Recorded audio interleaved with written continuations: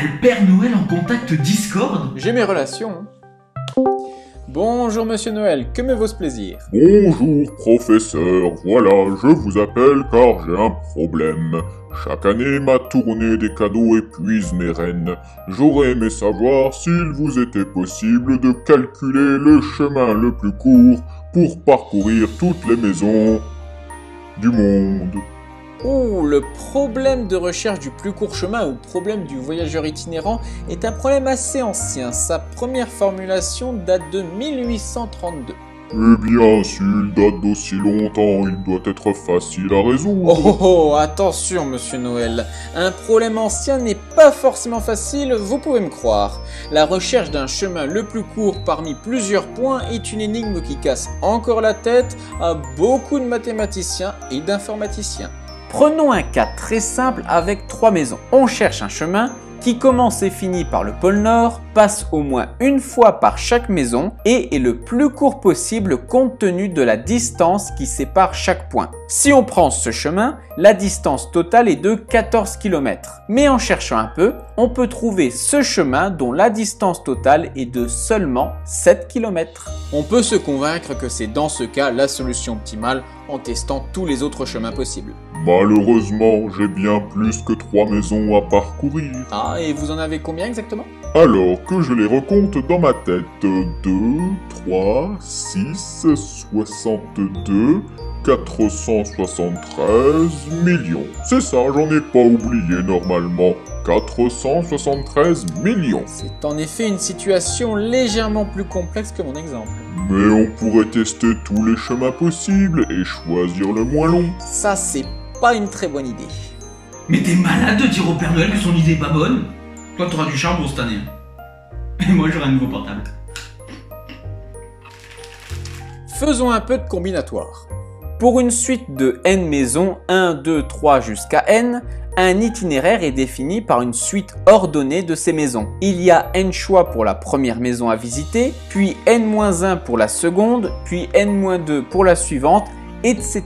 jusqu'à 1. Il y a donc n fois n-1 fois n-2 jusqu'à 1 ordres possibles. Ça, c'est une opération qu'on appelle la factorielle et qui se note par un point d'exclamation. Mais voilà, chaque itinéraire vient en double, car pour chaque suite de maisons, il y a une suite opposée qui est l'itinéraire inverse avec la même distance parcourue. On peut donc retirer la moitié des chemins comptés. On obtient alors la formule que pour n maisons à parcourir, il y a n factoriel divisé par 2 parcours à tester pour trouver le plus petit. Une petite estimation, pour 4 maisons il y a 12 parcours possibles, pour 5 il y en a 60 et à peine 80 maisons il y a plus de parcours à tester que d'atomes dans l'univers visible.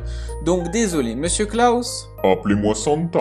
Je pense que même vos lutins ne seraient pas capables de construire un ordinateur capable de faire un tel calcul. Ça veut donc dire que trouver un chemin court est impossible?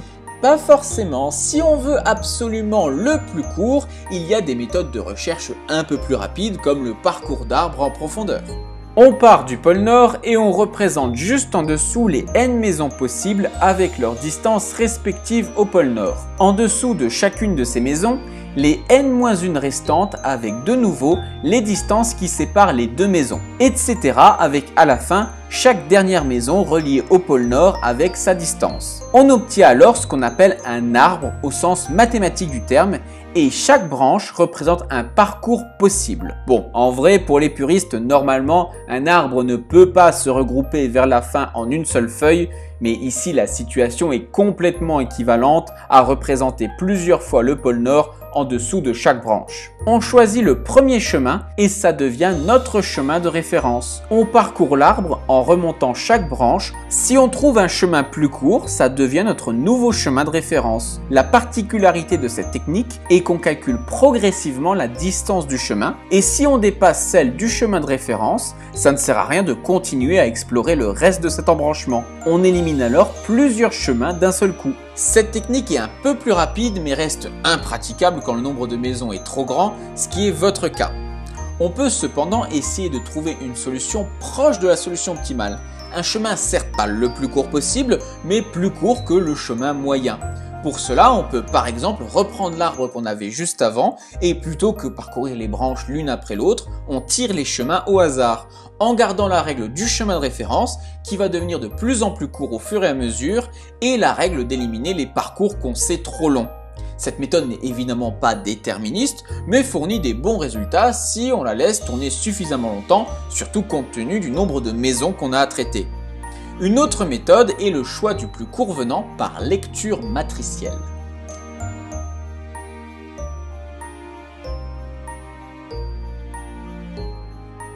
Vous allez voir, c'est pas du tout compliqué. Cette stratégie consiste à chaque étape à privilégier la maison non parcourue la plus proche.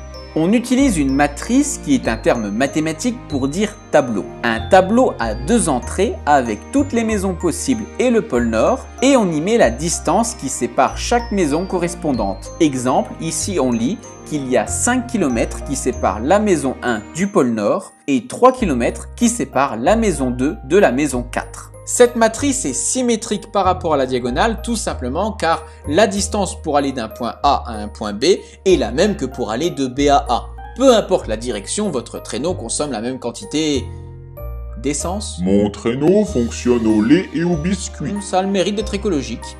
On va utiliser cette matrice pour déterminer le trajet qui suit la stratégie du plus court venant. On part de la ligne du pôle Nord puisque c'est notre point de départ et on choisit la maison avec la plus petite valeur. Si on a deux choix possibles, on peut choisir au hasard. On supprime toute cette ligne et on recommence en partant de la maison qu'on vient de choisir. Évidemment, dans notre choix, on ne choisit ni le pôle Nord car ça veut dire qu'on ferme le circuit et il reste des maisons, ni la maison elle-même car la distance est évidemment 0. À la fin, on n'oublie pas d'ajouter la distance au pôle Nord et on a notre itinéraire. Cette méthode ne fournit pas forcément le chemin le plus court, mais fournit de bons résultats dans le cas moyen et est facile à faire tourner même pour des grandes valeurs. Pour 473 millions de maisons, on ne doit gérer que des recherches de minimum sur 473 millions au carré valeur, soit environ 2 × 10 puissance 17, ce qui est bien inférieur au nombre d'atomes dans l'univers. Je pense que ça devrait largement suffire pour mon cas, et mes reines vont apprécier. Je vous envoie immédiatement un petit programme que je viens d'écrire et vous n'aurez qu'à le télécharger dans le GPS de votre traîneau. Merci beaucoup, vous êtes assurément sur la liste des gentils. Et si je peux vous offrir quelque chose cette année, n'hésitez pas.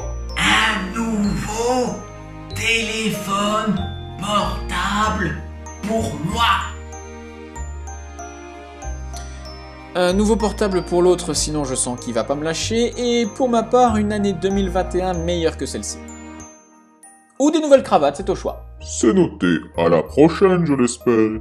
Passez de bonnes fêtes, Monsieur Noël. Et surtout, n'hésitez pas à briller en société. A plus!